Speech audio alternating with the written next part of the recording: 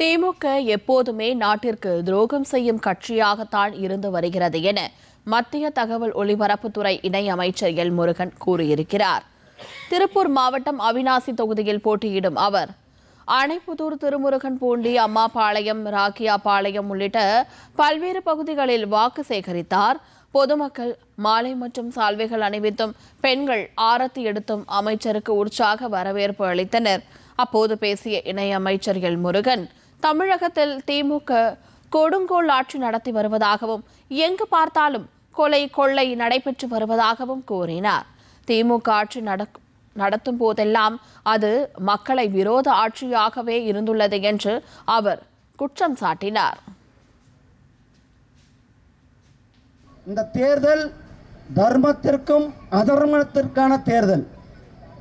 திமுக என்ற அந்த அரக்கனை, திமுக என்ற அந்த கொடுங்கோலனை, திமுக என்ற அந்த விஷ கிருமியை இந்த ஆட்சியிலிருந்து அகற்றுவதுதான் இந்த தேர்தலினுடைய மிக முக்கியமான நோக்கம்.